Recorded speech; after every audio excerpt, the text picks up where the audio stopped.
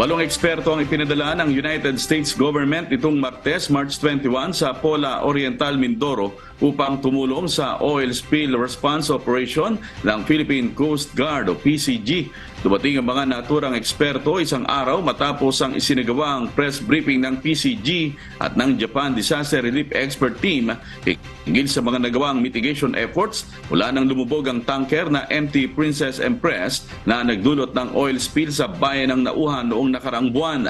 Sa isang pahayag, tiniyak ni US Coast Guard Strike Team Commanding Officer Stacy Cressy ang matibay na suporta ng US government para ma-develop ang safe at efficient na mga pamamaraan upang makontain at ma-recover ang mga kumalat na langis at maprotektahan ang kapaligiran sa epekto ng oil spill. Binanggit din ng US Embassy in the Philippines na ang naturang tulong ay tugon ng US government sa panawagan ng pamahalaan ng Pilipinas. 5 sa mga US expert ay mula sa US Coast Guard National Strike Force na susuri sa mga naapektuhang lugar upang mas malaman ang mas epektibong pamamaraan at kagamitan para mapigilan ang pagkalat ng langis at malinis sa mga oil slick na mula sa lumubog na tanker.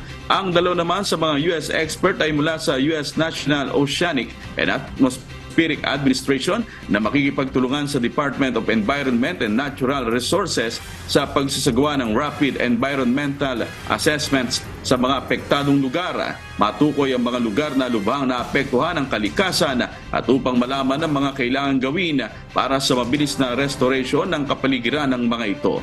Ang pang-8 US expert naman ay isang Navy supervisor ng salvage at diving.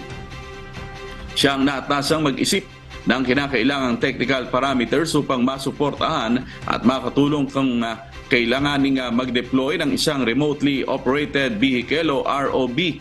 Nauna nang nakipagtulungan ang US Agency for International Development sa World Food Program upang tulungan ang Department of Social Welfare and Development na makapamahagi ng 20,000 food packs para sa mga pamilyang naapektuhan ng oil spill.